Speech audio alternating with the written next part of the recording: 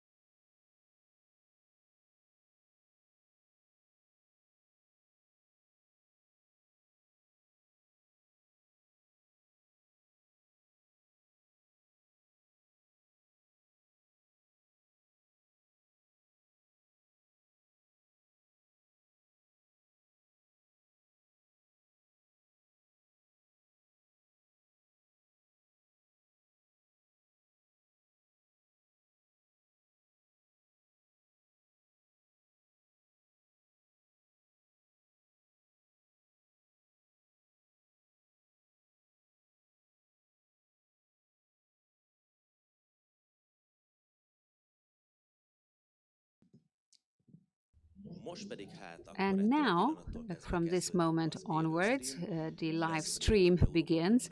Veszprém, European Capital of Culture 2023, and Bakony-Balaton region will be in our focus. And let me introduce our guest, Friederika Mika, Program Director.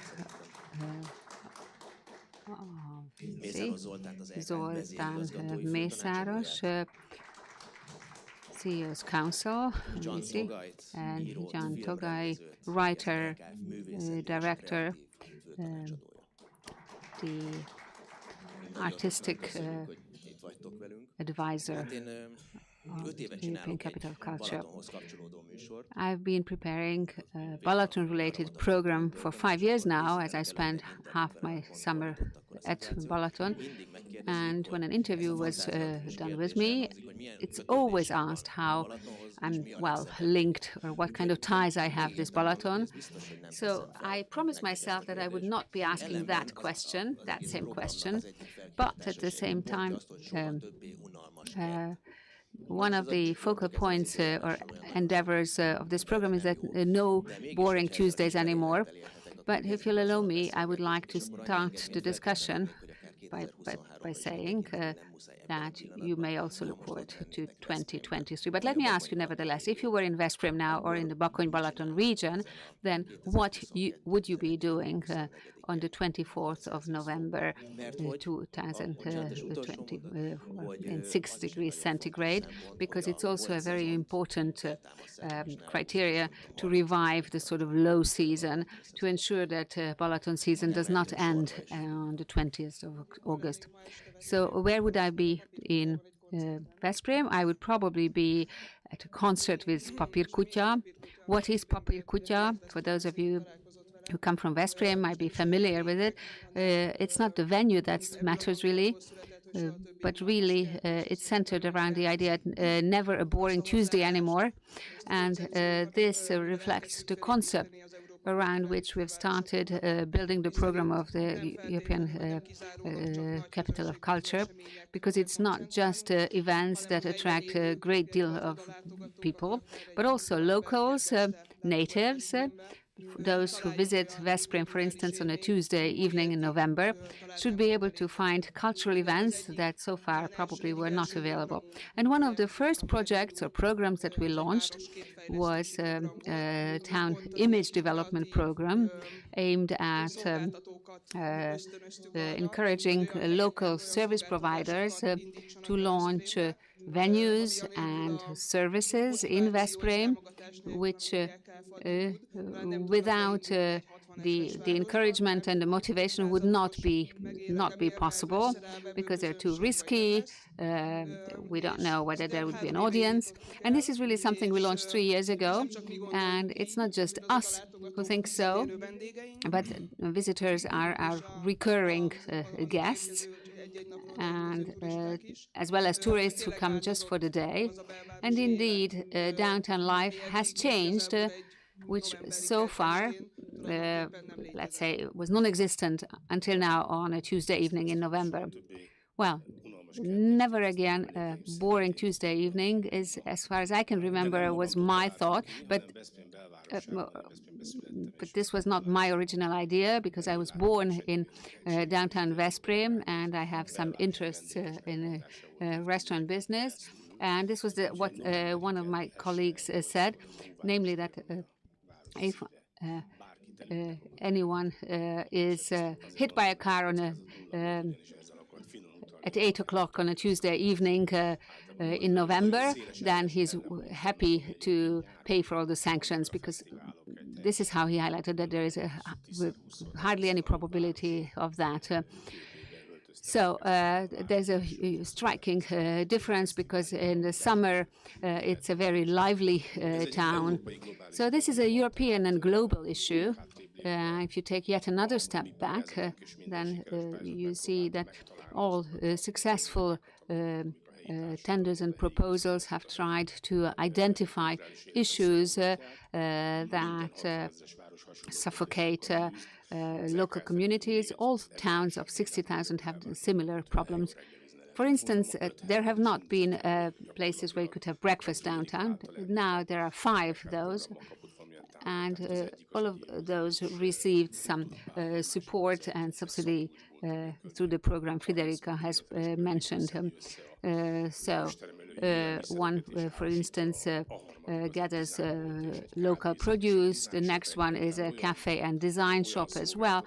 So to just single out a few examples. So these are all services which may not work based on market forces. So this is an incubation program. The European Capital of Culture program tries to provide motivation and provide an impetus. And once the audience gets used to it, then the market might work. So what is the European question that keeps us all thinking? And that is the one that all small towns lose their young people, which is a natural process, because people go, young people go to universities elsewhere, and these towns are not very successful in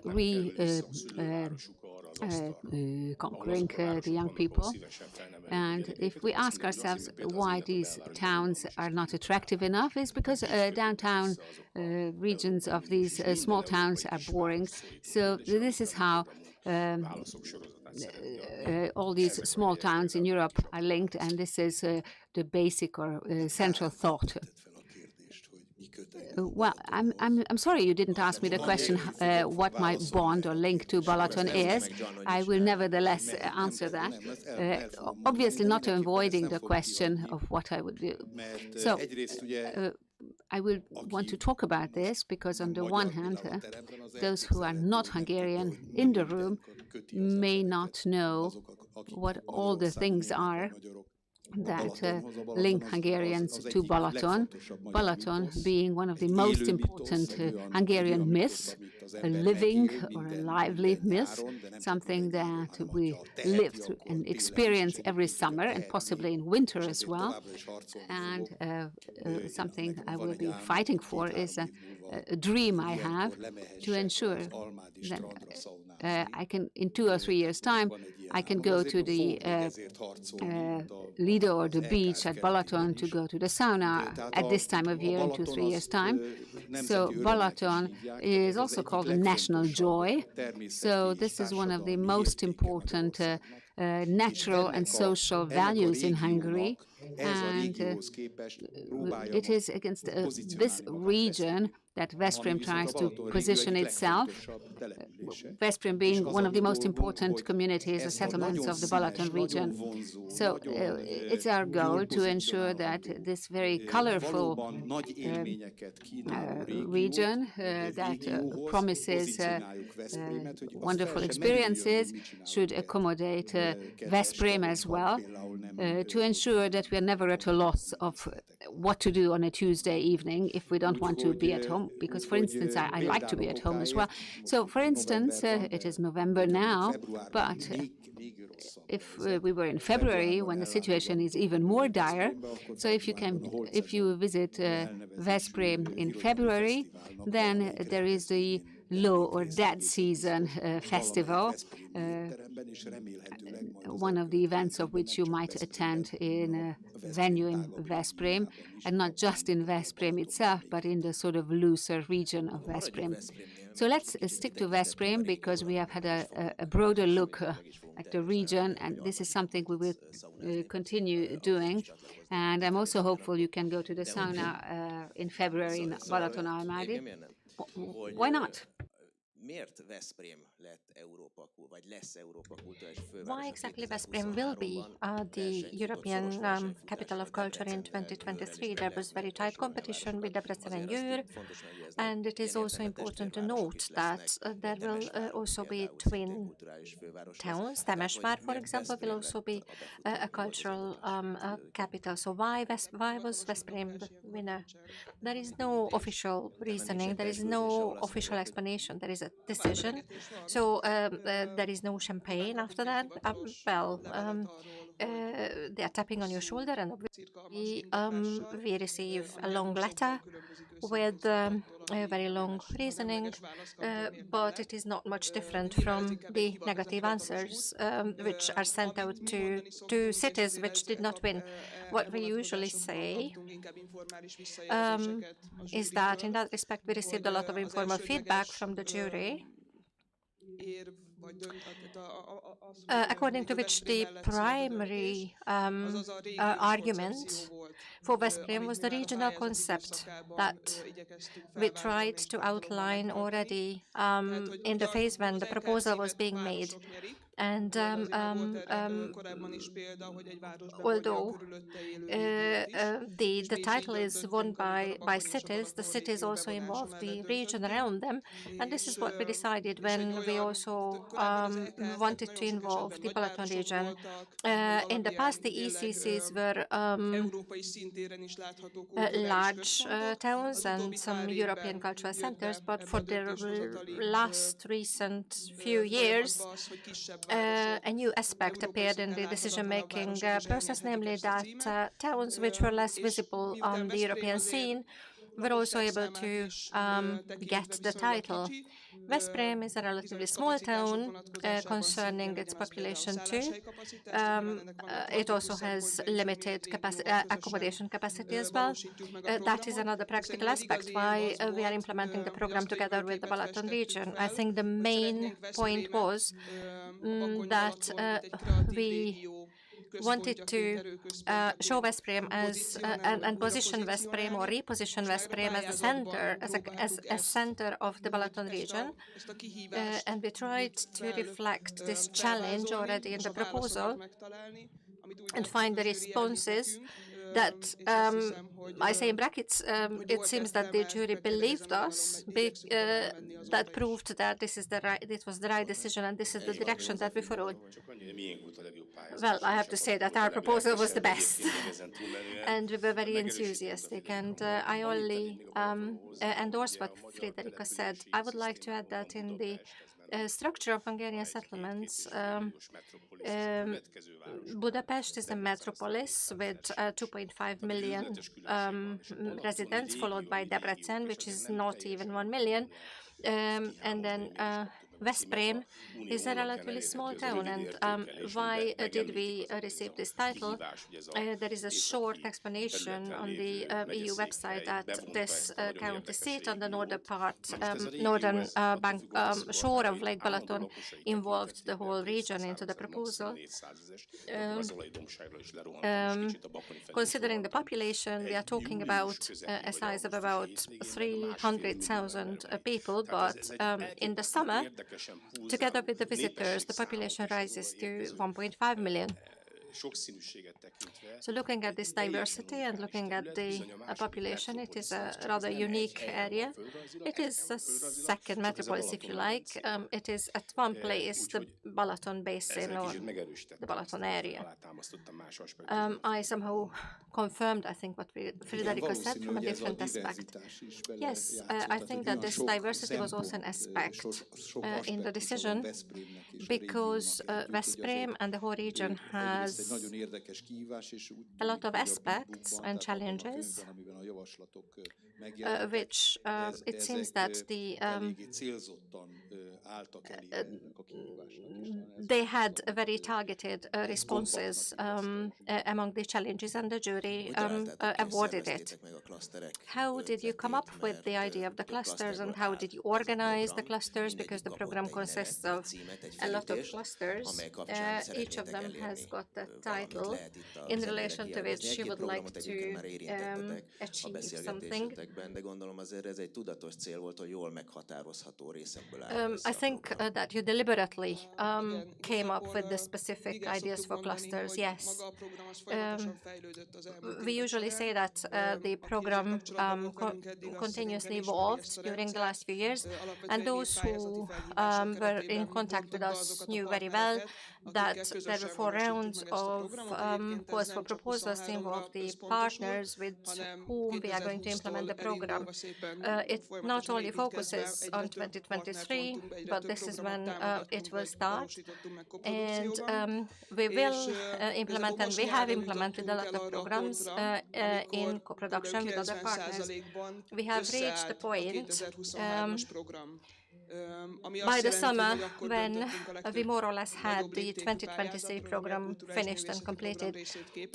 We decided on most of the proposals that form the framework of the cultural and social framework for the whole event.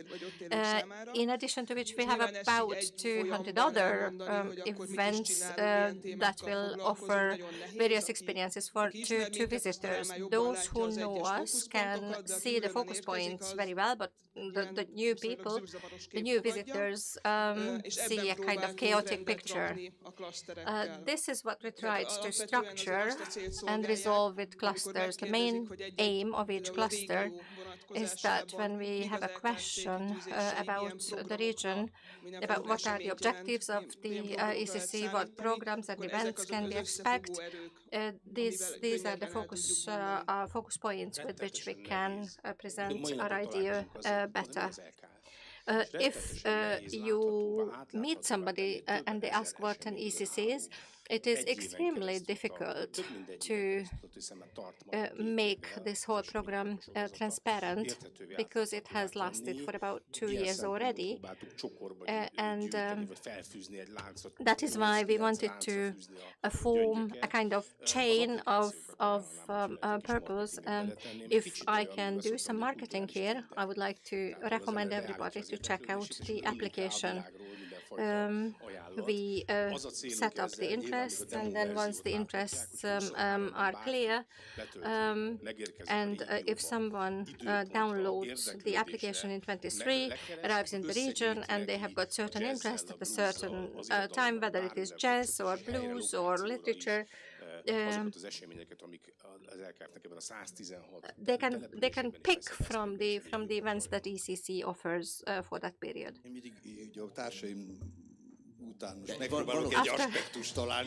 After my fellow speakers, I would like to come up with an aspect that has not been mentioned yet, and I have come up with one. In fact, There were ideas, and there was also a bit book, but it is constantly changing, and more people join the whole story. New and new opportunities arise. Some things are becoming stronger, others are becoming weaker. There are things that a lot of people wanted, and then fewer people wanted, and sooner or later it seems that something attracts a lot of energy.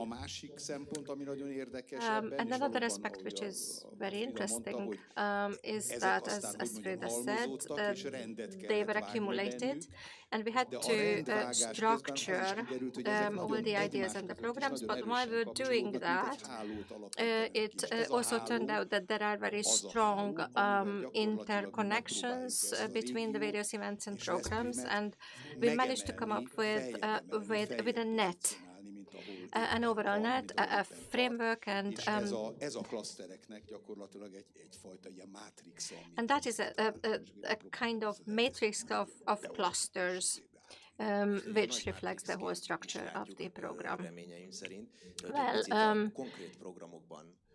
if we now go more deeply into the specific programs, then we can get a very interesting reflection about Veszprém and the whole region. Can I ask you, what will be the benefits of this for Veszprém in the long term? Because this is not only for 2023, but for a longer period. Frida? Well, it is a rather difficult question that I usually ask from you. Let me also give you a couple of responses to this. I mentioned before that there were some basic issues, and there is competition between the events, just like between brands in the industry. So, for example, when we talk about young people and livelihood and livability in Veszprém, Veszprém, with its 60,000 population, is a kind of small town on a European scale. The Balaton region makes it absolutely vibrant and pulsing during the summer. But Veszprém has a university, an archbishop seat. It is a very strong educational center. It has excellent festivals. It hosts various events. So it is really, really interesting and important in terms of culture and entertainment. And during COVID, we saw a lot of people move out from Budapest and settle down in Veszprém.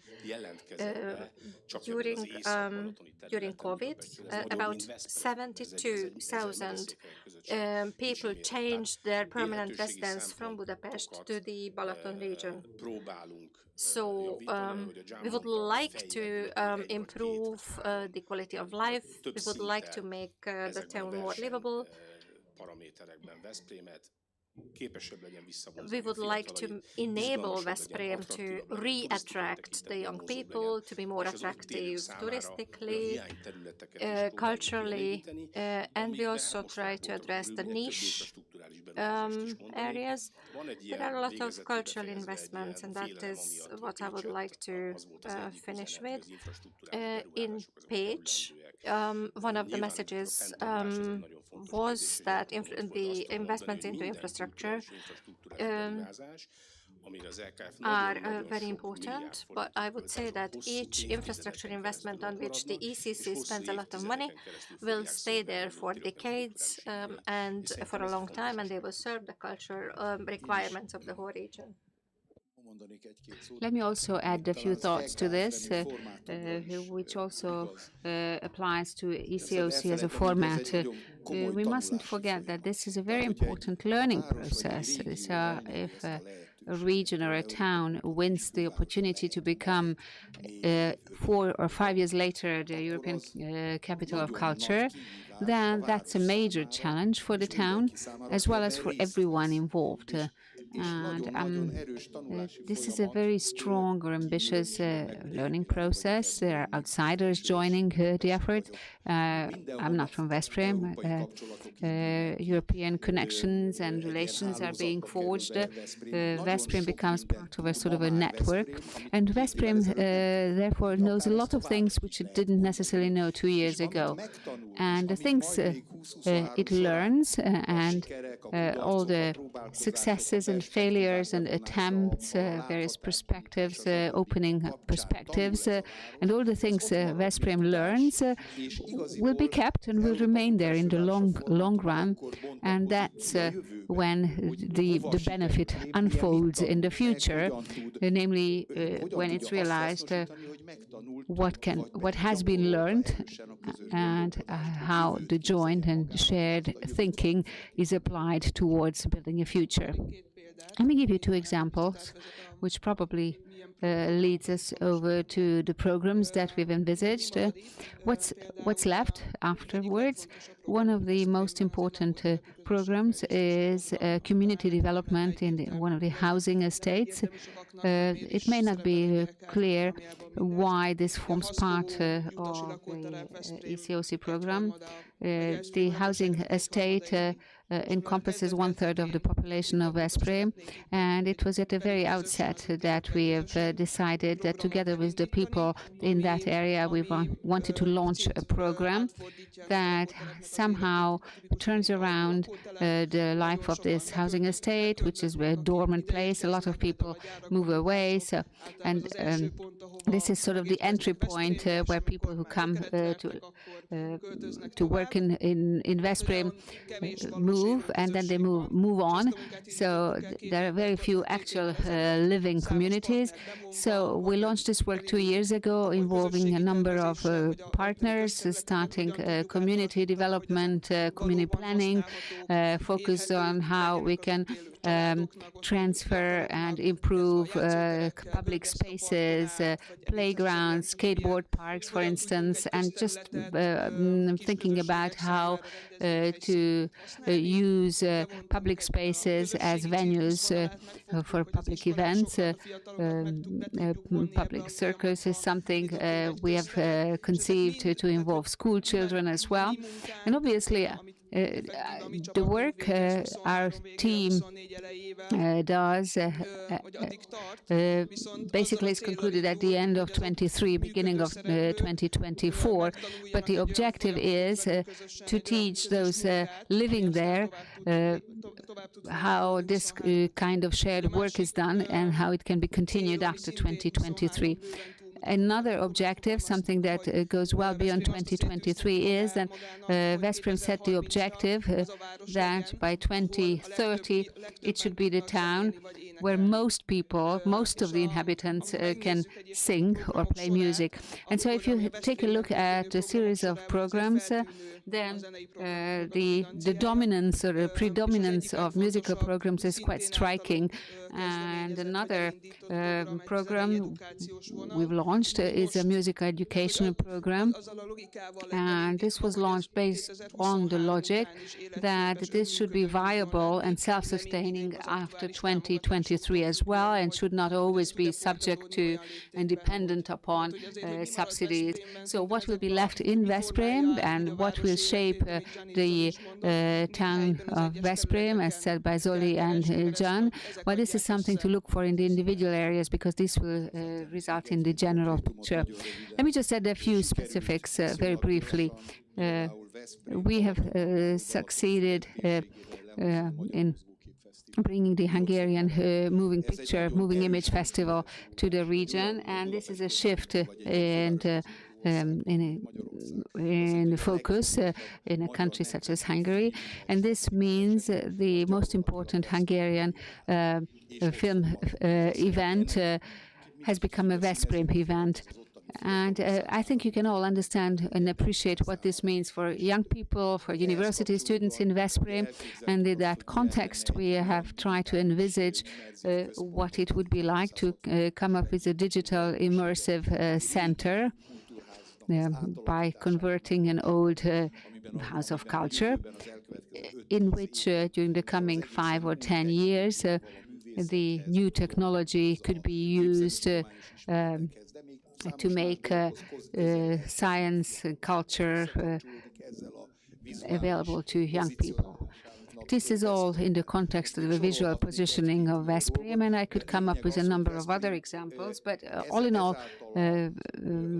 through these investments into cultural infrastructure and institutions, Veszprém can become attractive, not just for the immediate surrounding, but also regionally speaking and in a nationwide sense. So our aim was to make it into a center of gravity in the region, and the first impetus to that is given by ECOC. I'd like us to focus on one of the most important and urgent issues or problems of our age, something that is linked to the capital of culture, and that's ecology and the issue of the environment. We see what is happening at Lake Valenza. Balaton is not nearly in such trouble, but if you see what is happening on the lake shore and to water quality, then I think this program cannot be oblivious to these issues and problems. This is something you also focus on. Who wants to speak? I would like to just preempt John, because this is his area, but the kind of consciousness that Balaton, which most of us can relate to in a positive way, is a fragile thing. This is also shown by the fact when water was taken out of Lake Garda for irrigation. Now, if that same thing had been done to Balaton, then there would hardly be any water in Balaton, even though the surface of water or the expanse of water is the largest in Central Europe, but the water volume is 1/18 of that of Lake Garda. So this kind of consciousness is very important, is a crucial element. But let me pass the floor to John, because he is the main flag bearer of this issue. Indeed, Balaton is a very fragile resource and one of the most important natural resources, not just a lake, but a style, a lifestyle, a way of living, a region, a natural perspective, as well as a social issue, because a great deal of different ideas, wills, and stakeholders are present around Lake Balaton. Investors want something, tourists want something, municipalities, fishermen or anglers, sailors want something. So they all want something from the lake that has been managed for centuries in some way and is bearing the burden in some way. So one thing is certain, unless these stakeholders find some platform on which they can come to an understanding, if people and those using the lake don't learn, obviously not precisely, but just in terms of a feeling, unless they learn the complex ecological issues involved, but everyone wears just a single hat, that of, let's say, holidaymaker, or tourist, or sailor, and so on and so forth, then the fragile nature of the lake will become even more pronounced. So when we started this whole thing, we were invited. The Limnological Institute had a head of press, and he said there should be something done. Maybe someone should play some music on the lake shore, so something romantic should be done. To which we responded that no, we wanted to something more serious, more profound. So we enlisted scientists and artists as well, who almost 2.5 years ago decided and agreed upon what the main issues were. And now, in the near future, artists and scientists collaborating will be coming up with artistic, social, and educational actions that can raise awareness of people in the long run, as Zoli has said, when it comes to fragility and the importance of the lake. So these are all crucial matters on which I don't want to dwell too long, but you're all welcome to attend various events. Would you like to add anything to that, Frida? Yes, a few thoughts that go beyond Platorium, a few programs and projects. It's very important to point out that when we deal with Balaton, it's not just the lake shore, but the whole water catchment area that we focus upon, as is done by the partners that we have enlisted and involved in this set or package of programs. For instance, a factor for the educational nature of the program is the Basalt School that introduces this way of learning to schools around Lake Balaton, enlisting students and teachers, creating outdoor educational venues, which are then adopted by individual schools. And these venues will also serve as, well,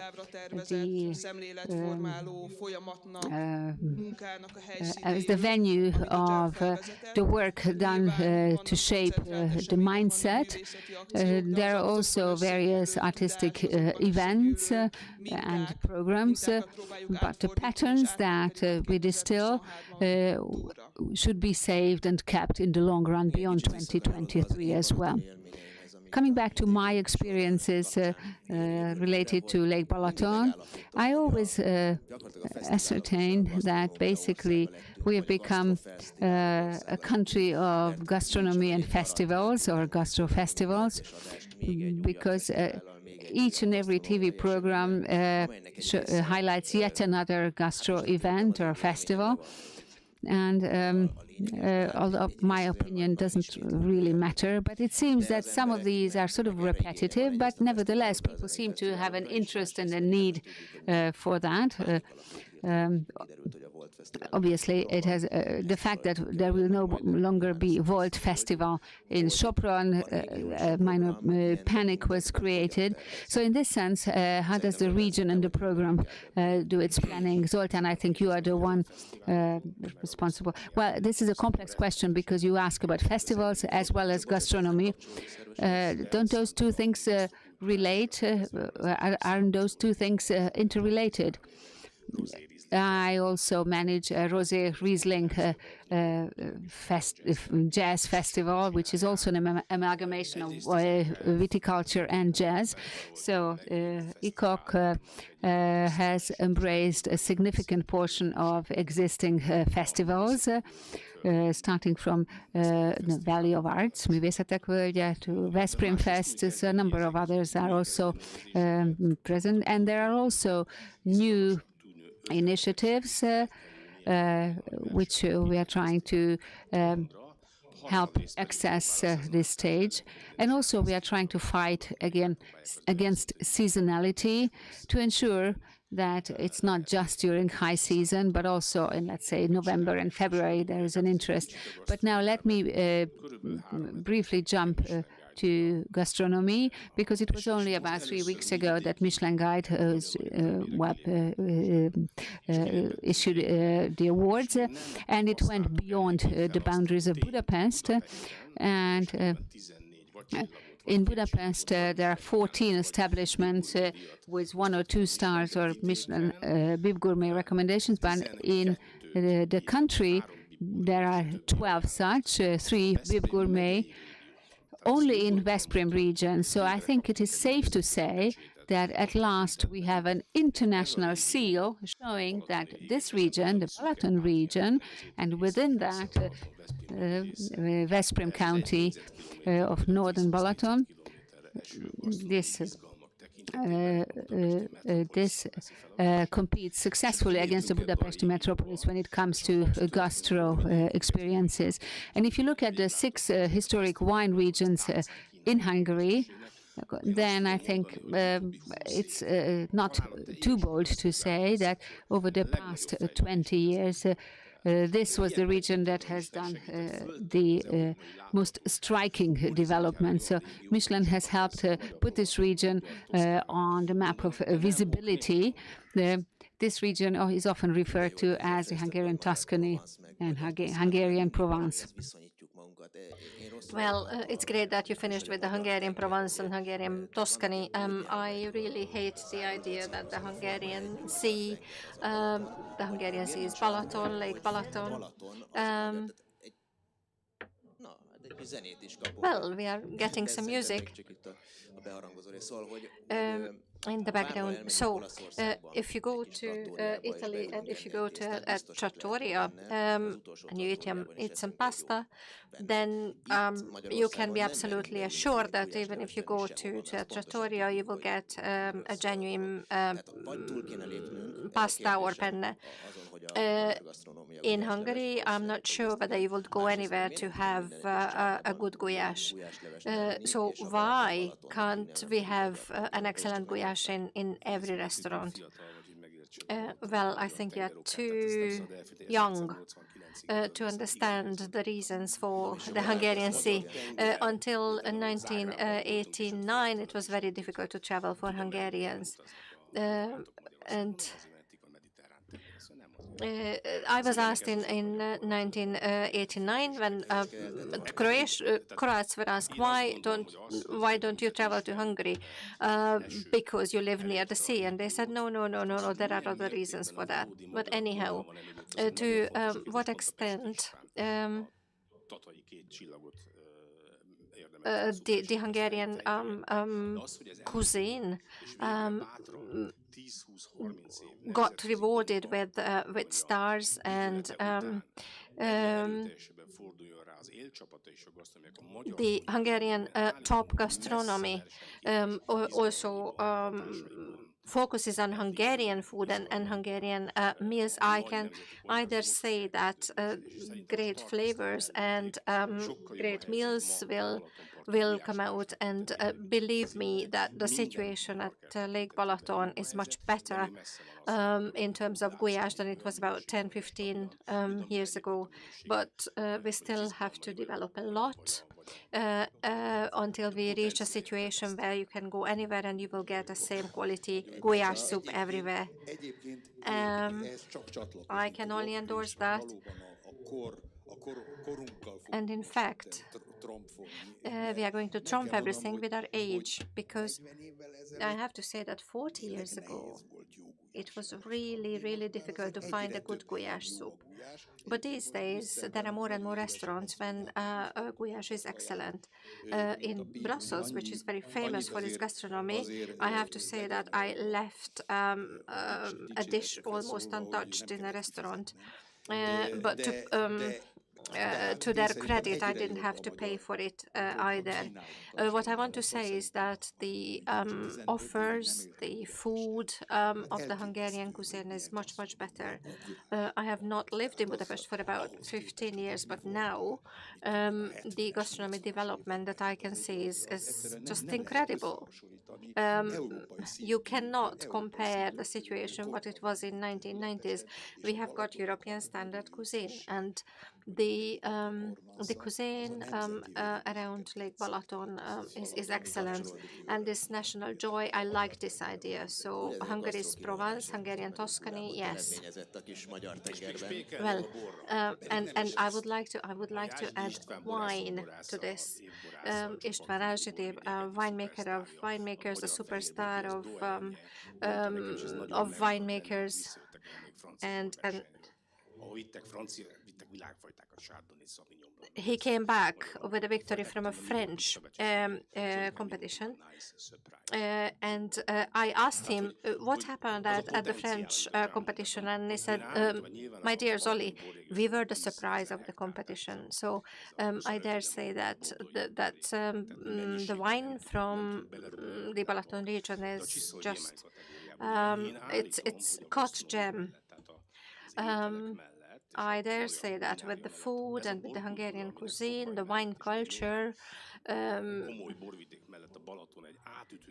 and the Balaton wine region is very diverse, and it has got great potential with a lot of different soil, and then it has a lot of visibility and tourism potential.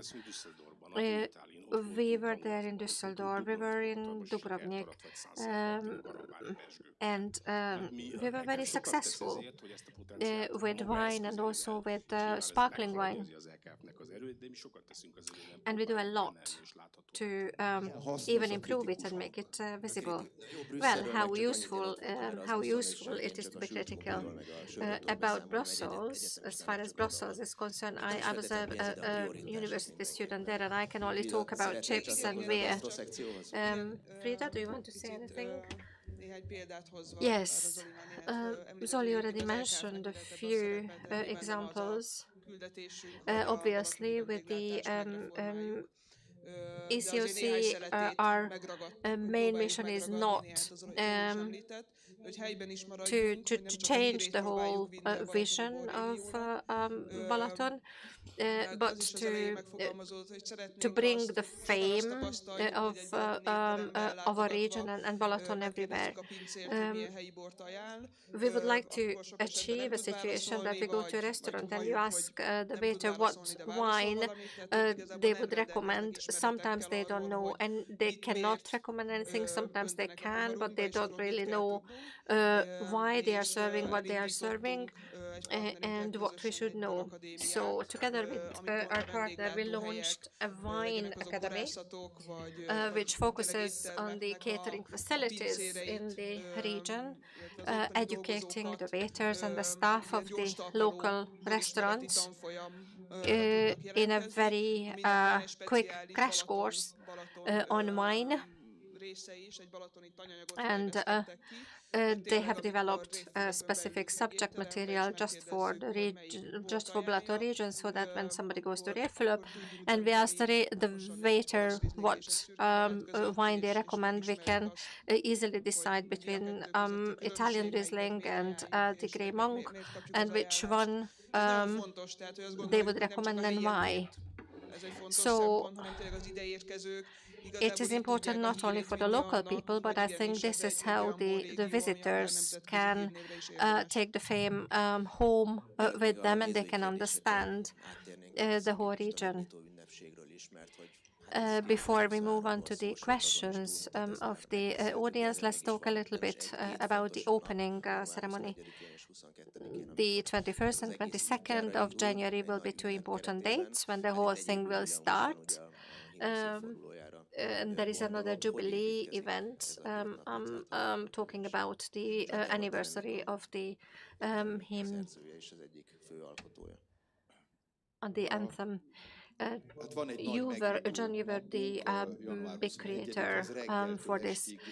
We have a big day, January the 21st, which will be a full day celebration from early in the morning to late at night. We will have a celebrating atmosphere. The audience will be involved. There will be installations, so it will be a great event, a great fun going into the night. And of course, there are outstanding events. There is gastro, there's dance, folk dances. So there are important events. There is a protocol opening ceremony with protocol guests, the EU and the regional representatives. Director Géza M. Tóth will direct the whole event. He came up with an interesting project with lots of links with the project, and then later on at 8 o'clock there will be a great ceremony, the big opening ceremony. There is not one big square in Veszprém where we could host this ceremony, so we are having 3 squares interrelated where the opening ceremony will take place with a show with lots of performance, and Yvette Bozsik will provide the dance, then the music will be provided and choreography will be provided by absolutely famous artists, and then there will be big party until the early hours of the next day. Concerning the 22nd of January, which is the anniversary of our national anthem. So we will have a 1.5-hour event where we present the literary history and the musical history of the Hungarian national anthem, but we will also be talking about other national anthems. So it will be a very entertaining yet educational show. The TV will also present this. Christian Nyáry will be the responsible for the literary aspects, and then Viz Ádám will close the event with the anthem. Would anybody else like to say something as a final remark, or if you don't want to say anything, then we will pass the floor to the audience for questions. Where I wanted to encourage everybody. Gastro, I was asked to present the food and the drinks. We thought that we will go on to the questions, and then you can say a few words in closure. So, if you have any question, then you can ask. If there are none, then online we received a few questions, and we are going to ask them. Any questions? No? Igen.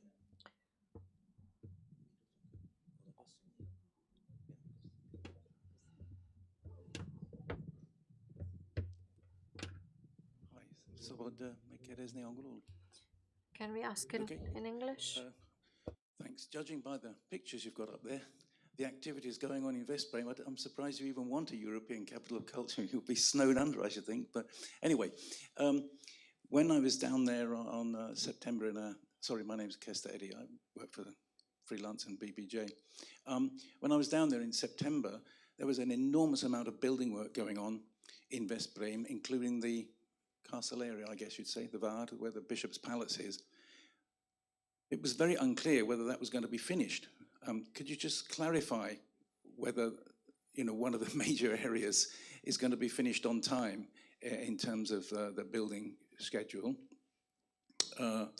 And while we're in the European Commission's house here, or whatever it's called, we all know there's problems between Hungary and Brussels in terms of corruption. What guarantees can you give the European taxpayer that if there's any European money gone into this festival, there isn't? No money. No European money. Okay. No money gone into the building, the rebuilding. No European money. Into all that building going on in Veszprém.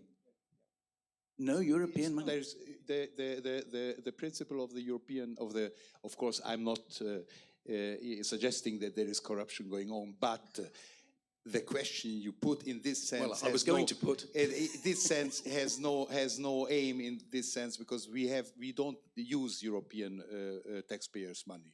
We use only Hungarian taxpayers' money, which of course should not be object to corruption. Since I pay it, I'm also concerned about that. Yes. I only so on this track there is no answer, because there is no. Okay, all right, you're safe there then. So what's going on with the building? Yeah, please. Yeah. Would you allow me to answer, as I see the majority of the audience is Hungarian here, so I answer. Would you allow to answer in Hungarian? Because then all the others who don't speak English doesn't need to search for other headphones. So magyarul válaszolnék azért, mert a többség az Okay, mégis so I will be answering in beszél. in Hungarian. Két részre kell So we have választani to azt a tényleg split őrületes mennyiségű the huge amount of construction that's going on into two parts. Because we believe this will lead to a much more intriguing and much more attractive Veszprém once the construction is completed, and this will benefit locals and tourists alike. So one part is all the development going on in the castle area, which is not related to ECOC, but it encompasses 16, 17 buildings in the castle area, and the agreement between the bishops and the ECOC is that all outdoor work has to be concluded by the 1st of January 2023. So but all the scaffolding will be removed, and inside work will have to be concluded in 2024. The other part of construction that you can actually witness is, development related to ECOC. These will be finished sometime in 2023. We must also point out that COVID has led to a delay of almost 8 months, and this meant that we started work later accordingly. Obviously, on January 1st, everything will not be ready, but by the first, second, or third quarter of that year. What I said earlier was that it's less significant when we actually deliver an investment that's been outstanding for decades now. These will obviously all be concluded well in time.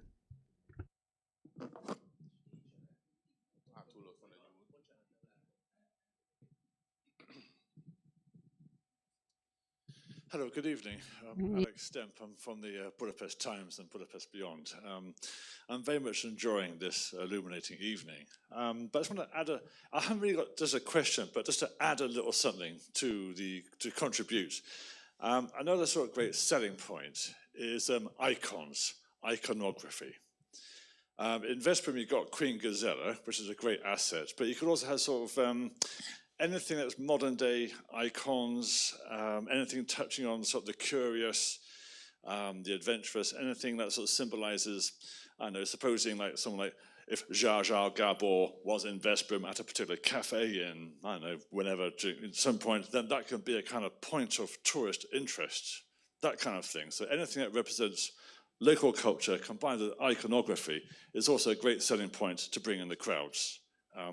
Thank you. Anything we have in Veszprém 20th century iconographical importance like Zsa Gábor? Tehát abban a műfajban, ahol Gábor Zsazsa, in the genre of Gábor Zsazsa, I think Veszprém is not really significant, but I would encourage you to stay here after this discussion, because in my view, you will be hearing a solo guitar concert of an icon, someone we take great pride in, someone who attended school in Veszprém, and is one of the figures in Vad Fruttik, which is a band well known to hundreds of thousands of people in Hungary. Also, besides Queen Gisela, there's a lot of programs where ECOC is trying to focus on young people and their interests and trying to foster and nurture icons. Domonkos Hartman received a Prima Primissima award just 3 days ago. He's a cellist of 19, so whichever cellist competition he enters, he tends to win. So obviously, Gábor Zsazsa has benefited from decades during which he could raise her fame. Obviously, these young icons have not had the benefit, and ECOC is trying to support these young icons, and we try and support countless festivals, musical events that can nurture young talent that can become icons in the next decades. And also, we are launching new festivals. One of those is a kind of an attempt carrying a kind of an important emblem, is a Sakon festival. Sakon is a Baroque genre. Sakon, as we know it, is Bach's work written to Anna Magdalena. It's a violin concerto, and it's usually referred to as well the very peak of musical literature. So we are trying to launch a festival of that kind, which under the umbrella of this Sakon, under the auspices of Sakon, tries to attract a multi-genre musical festival, drawing on the highest achievements of musical performance. This would be a biannual musical performance festival. And we have also Arancic Faustus is another iconic figure. I don't know if you've heard of him. He's a 17th century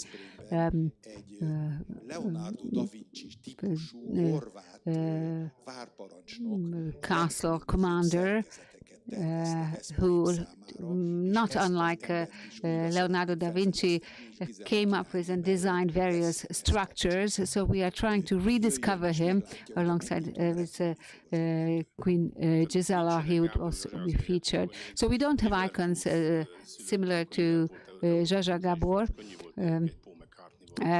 Liverpool had it easy with Paul McCartney, but we have Faustus and our Likó, also son of Veszprém and a disciple of Jascha Heifetz. So when he joined St. Petersburg Classics as a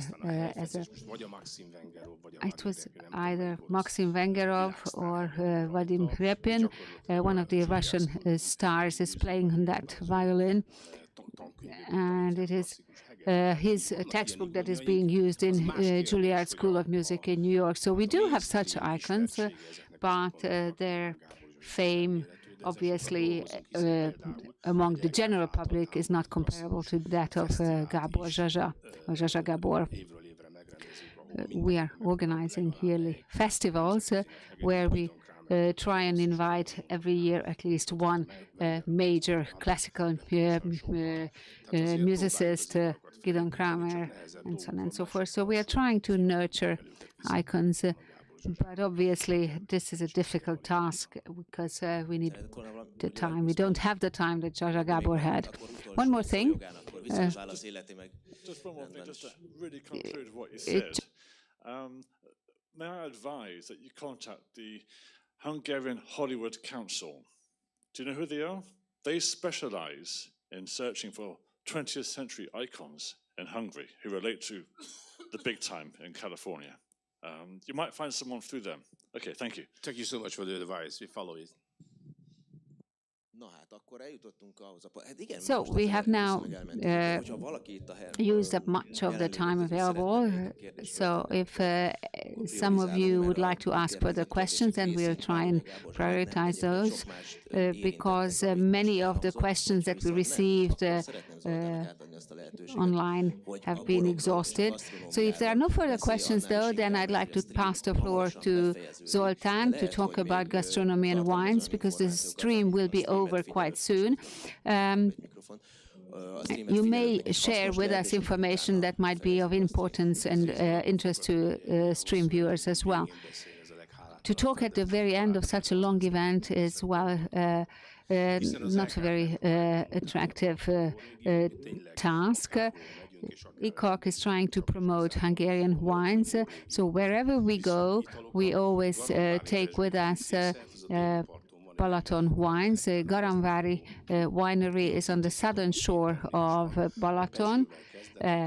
If you start tasting the sparkling wine, this is a classic sparkling wine prepared using méthode traditionnelle, a sparkling wine, not a champagne.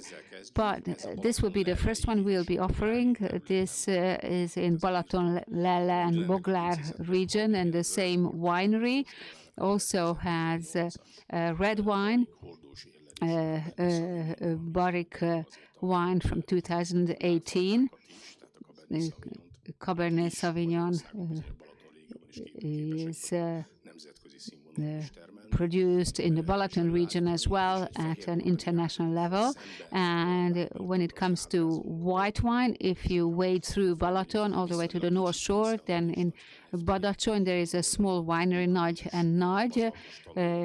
The grapes are grown on the volcanic soil, not Gétnyő, but it's a Furmint that we have chosen. It's a grape coming from Tokaj, and basically it is considered Hungarian grape wine, although it's also produced in Slovakia and in Burgenland. So this is what we have brought to you with some bites and snacks from Bakony, for instance, with truffle canapé and with mangalitsa bites, to which we would like to wish you bon appétit. Now, after all these introductory words, I don't want to keep you very much longer, so I would like to thank our interlocutors for the discussions, and we would also like to bring to your attention to our next discussion, a cup of Europe Extra, focusing on Ukraine on the 30th of November. And the topic will be refugee creators and thinkers, how they survive, how they can work, and how they are being heard. Invited guest will be Ágnes Sós, founding director of a document center, and Diana Margot, and hopefully the Ukrainian guest students of MOMAI, and the moderator will be Olga Szederkény. So we would like to thank you for your attention, and now we will have 20 minutes to sample the gastronomic offering, after which we'll have the concert, prior to which I will be chatting with Marcell. So once again, we'd like to thank the organizers.